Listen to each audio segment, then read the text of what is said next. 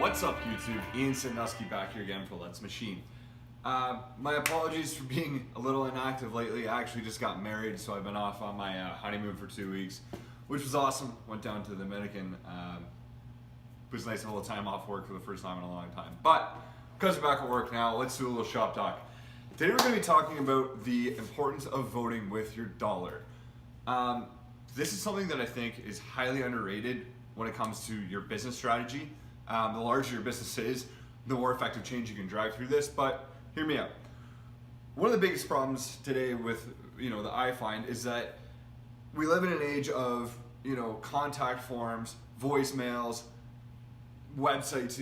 If I want to get in touch with a company and voice my opinion on something, I don't feel like 90% of the time I'm actually being listened to or what I say is going to drive change.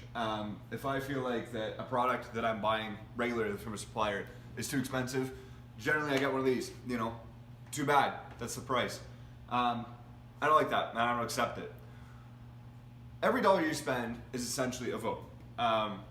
Every dollar you spend supports something directly, not indirectly. It supports something. Perfect example, I don't buy Tim Hortons coffee anymore. I don't know if you ever seen my videos, I'm always drinking Starbucks. I don't really love Starbucks coffee. It's fine, it's highly caffeinated, that's all I really care about. But I won't drink Tim Hortons anymore. Being Canadian is pretty crazy, right? Tim Hortons is actually bought out by a company called G3 Capital. They're out of Brazil. And since they've done that, what G3 Capital does is they go into companies and they essentially bleed them dry. I don't know if you've noticed, if you're Canadian, you go to Tim Hortons, they don't have garbage cans at the drive-thru anymore. That's to cut costs. They instituted changes at the head office in Tim Hortons and laid off like 1,100 people. They made it so they got rid of all their offices, made it an open plan office. So now everybody works in the same office, so they're more compelled to work longer hours. This company's terrible. The biggest problem I have with them is that they prey on false nationalism. Now that since they've been there, not nationalism, patriotism, I guess. All these big Canadian things are coming out with the new cups that are all talking about being Canadian, and Tim Hortons commercials are all about being Canadian. When it has nothing to do with Canada anymore. Company's owned by a Brazilian company. They're just preying on you. Quality's gone downhill. They don't bake anything fresh in the store anymore. Long story short, I don't go to Tim Hortons anymore. I will literally not drink coffee rather than drink Tim Hortons. That's what I do to vote with my dollar. I would go there every day, maybe twice, 3 times a day, company orders, everything. It's maybe a couple $1,000s a year there. They're not getting my business anymore. If at least 10 people did that, it's $20,000 not going to that company a year.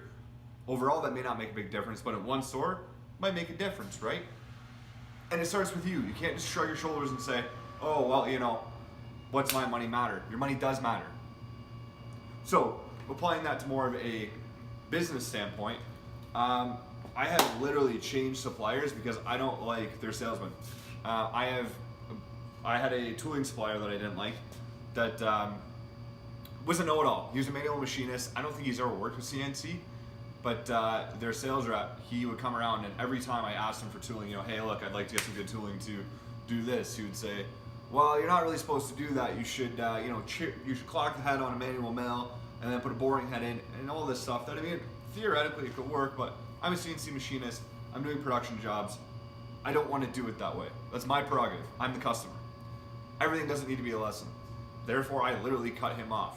I didn't have to say anything about it. I just stopped doing any business with him whatsoever. I ended up finding a different supplier and ended up saving a lot of money out of it, actually. But your dollar is how you can drive change. Perfect example. I've been trying to get rid of Blazer for years, Blazer coolant. They've jacked their prices repeatedly. I don't like it. I've tried literally 15 to 16 coolants and I still haven't found one I like, so I'm stuck with them. It's gonna happen. But the most important thing is that you keep looking for an alternative that better suits you. Your dollar is the only way you have to drive any significant change in any industry, but especially in ours.